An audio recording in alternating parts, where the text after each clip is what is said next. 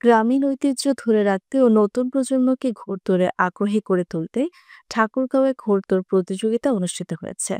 বুধবার বিকেলে জেলার সদর উপজেলার আকছা ইউনিয়ন বিএনপি পূর্ব শাখার আয়োজনে ফাড়াবাড়ি এতিমখানা মাঠে প্রতিযোগিতাটি অনুষ্ঠিত হয়। খেলা দেখতে আশেপাশে গ্রাম ও দূরদূরান্ত থেকে কয়েক হাজার দর্শনার্থী ভিড় জমান। খেলায় এবিসি নামে ৩টি গ্রুপে ৪০ জন প্রতিযোগী অংশগ্রহণ করেন। এ ও বি গ্রুপ ফাইনালে অংশগ্রহণ করলে বি গ্রুপের হর্স পাওয়ার চ্যাম্পিয়ন হয়। খেলায় পঞ্চগড়, দিনাজপুর, শরীয়তপুর সহ বেশ কয়েকটি জেলার প্রতিযোগিতারা অংশগ্রহণ করেন।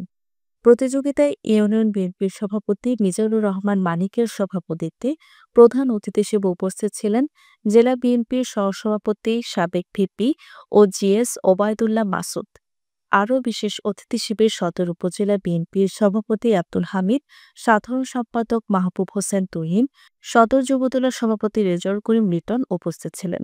এছাড়াও উপজেলা ইউনিয়ন বিএনপি ও অঙ্গ সংগঠনের নেতাকর্মীরা উপস্থিত ছিলেন। প্রায় এক যুগ পর ঘোড়দৌড় প্রতিযোগিতা দেখে উচ্ছ্বসিত দর্শনার্থীরা। প্রতি বছরে এমন আয়োজনের দাবি তাদের। এমন আয়োজন গ্রামীণ পরিবেশে এক বিশাল উৎসবের মতোই বলছেন ঘোড়দৌড় দেখতে আসা দর্শকরা।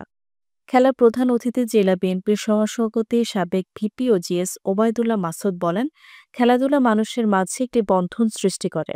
আয়োজনের অনেক মানুষের উপস্থিতি হয়েছে। হারিয়ে যাওয়া এসব খেলা সকলের উদ্যোগে ও সহযোগিতায় টিকিয়ে রাখা সম্ভব। ঘোড়দৌড় গ্রামীণ একটি ঐতিহ্যবাহী খেলা।